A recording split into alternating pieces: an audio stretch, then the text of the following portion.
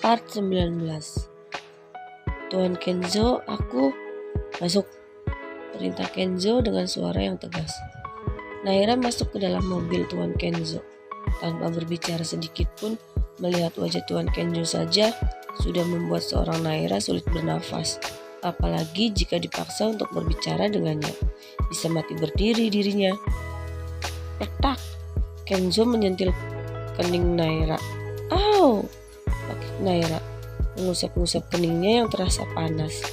Tuan, kau itu suka sekali menyentil keningku. Sakit tahu. Protes Naira, memanyunkan bibirnya hingga 5 cm.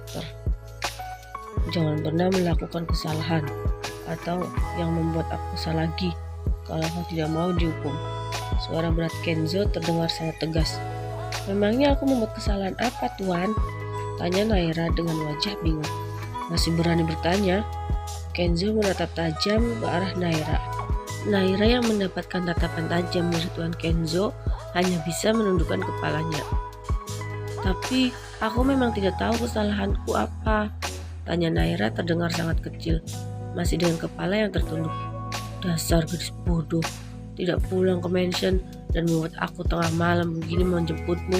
Kau pikir itu bukan kesalahan? Bentak Kenzo. Tapi Tuan, bagaimana aku mau pulang? Alamat mansion Tuan saja aku tidak ingat. What? Jadi kau tidak pulang karena tidak tahu alamat mansion yang aku tinggali? Kenzo berbicara dengan menahan rasa kesal dan geli secara bersamaan. Naira menganggukkan kepalanya. Kau kan bisa menghubungi ponselku? Kenzo menggelengkan kepalanya dengan senyum sinis di bibirnya. Kenzo tidak pernah menyangka gadis yang duduk di sebelahnya itu memang benar-benar sangat bodoh. Tuan, kau bercanda ya? Tanya Naira sambil memandang wajah Kenzo. Bercanda? Kenzo mengerutkan keningnya. Bagaimana cara aku menghubungimu? Nomor ponsel Tuan saja aku tidak tahu. Dan aku yakin Tuan pun tidak tahu nomor ponselku. Oh my god, benar juga. Kenzo berbicara dalam hati. Aku sudah berusaha menghubungi dan mengirim pesan pada Nona Angel, tapi tidak ada balasan darinya, ucap Naira dengan nada yang sangat kesal. Kenzo menatap Naira dengan intens, lalu kembali menatap ke arah depan tanpa berbicara sedikit pun. Dan tanpa terasa, mobil yang mereka tumpangi telah sampai di mansion kedua. Kenzo yang masih terdiam berjalan cepat menuju kamarnya, dan Naira mengikuti tuannya dari belakang tanpa bersuara. Tidurlah. Kenzo langsung naik ke atas tempat tidur tanpa melihat Naira. Naira yang melihat Tuan Kenzo tertidur langsung mengambil selimut dan bantal, lalu menaruhnya di atas sofa. Karena rasa kantuknya, Naira pun langsung memejamkan matanya. Kenzo yang melihat Naira sudah tertidur langsung duduk di ranjangnya sambil terus menatap Naira yang sudah terlelap tidur. Dasar gadis bodoh, aku tidak pernah menyuruhnya tertidur di atas sofa. Tapi lagi-lagi dia lebih memilih tidur di sofa itu daripada di sampingku. Kenzo mengeleng-elengkan kepalanya karena baru kali ini ada wanita yang menolak tidur di sampingnya. Karena biasanya para wanita akan datang dengan senang hati bisa tidur seranjang dengannya. Tapi gadis bodoh itu justru lebih memilih tidur di sofa daripada tidur dengan dirinya. Pagi harinya, Naira yang sedang menunggu sarapan pagi hanya duduk dengan diam tanpa bersuara sama sekali, menatap Tuan Kenzo yang terlihat sedang menghubungi seseorang.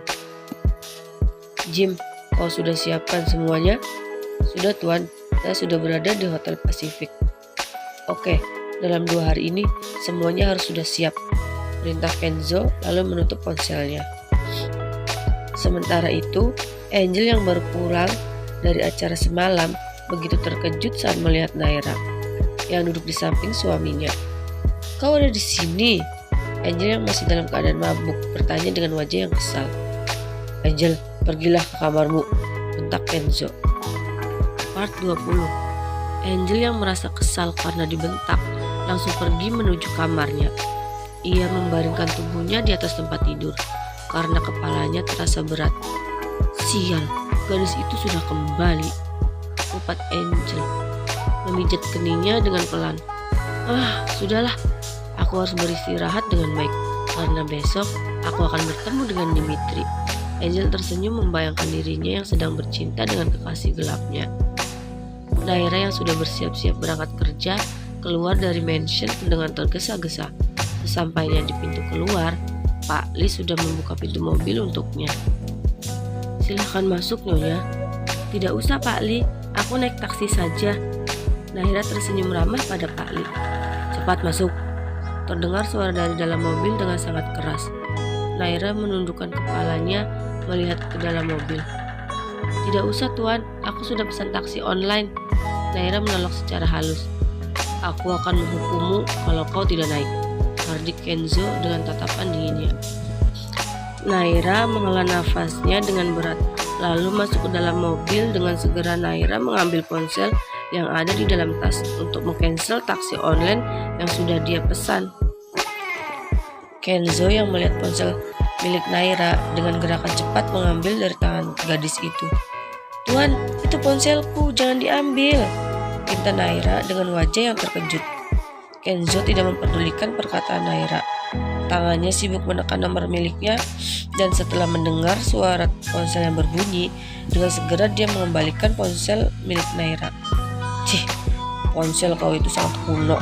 Mana mungkin aku akan mengambilnya," ejek Kenzo dengan seringai licik di bibirnya. "Walaupun kuno, tapi aku membelinya dengan uang hasil keringatku sendiri." Naira mengerucutkan bibirnya dengan wajah yang kesal. Kenzo melirik pada Naira, menatap wajah yang terlihat ditekuk sambil memanyunkan bibirnya, membuat Kenzo tertawa geli sendiri. "Gadis bodoh," gumam Kenzo dalam hati. "Berhenti di sini saja, Tuan," pinta Naira. "Bukankah kafe Black White masih 5 blok dari sini?" tanya Kenzo dengan mengenyekkan keningnya. "Iya, tapi di sini saja, Tuan. Kalau Tuan mengantar saya sampai depan kafe, bisa-bisa bos dan teman-teman aku bisa pingsan karena melihat aku turun dari mobil Anda," seloroh Naira dengan tertawa. Kenzo lagi-lagi mengerutkan keningnya. Dia sedikit bingung dengan perkataan Naira. "Memangnya kenapa dengan mobilku?" Naira menghela nafasnya. "Mobil Anda sangat mewah dan keren." Naira bergegas turun dari mobil. "Terima kasih, Tuan, sudah mengantar aku." Naira tersenyum pada Kenzo. Kenzo tidak menjawab ucapan Naira dan memilih berlalu begitu saja. "Ih, aneh banget sih.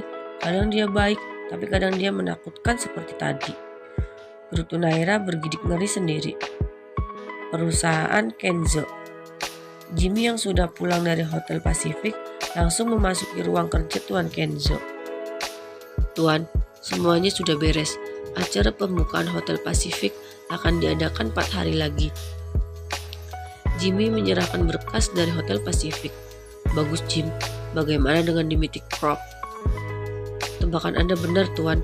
Pemilik Dimitri Krop adalah Tuan Dimitri, kekasih gelap Nyonya Angel."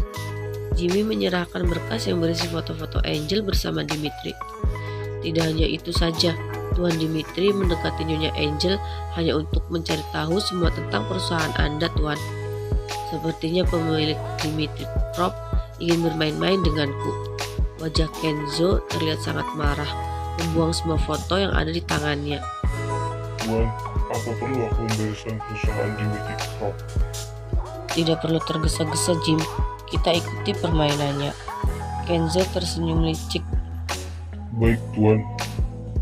"Jim, ambilkan ponsel keluaran terbaru dari perusahaan kita." "Baik, Tuan. Lingerie keluaran terbaru dari perusahaan kita juga ada." Jimmy berusaha menahan tawanya. "Jim, kau mau mati ya?" hardik Kenzo. "Tidak, Tuan." Jimmy bergegas meninggalkan ruangan Tuan Kenzo dengan senyum penuh arti. "Sudah kuduga, Tuan Kenzo pasti tertarik pada Nyonya Naira." Jimmy yang sangat paham karakter Tuan Kenzo sudah menduganya. Pasti Tuan Kenzo akan tertarik pada Nyonya Naira. Walaupun wajah Nyonya Naira tidak terlalu cantik dan seksi, tapi sifat dan senyum tulus Nyonya Naira bisa membuat Tuan Kenzo menyukainya. Sebuah senyuman yang dimiliki oleh seseorang yang pernah dekat dengan Tuan Kenzo.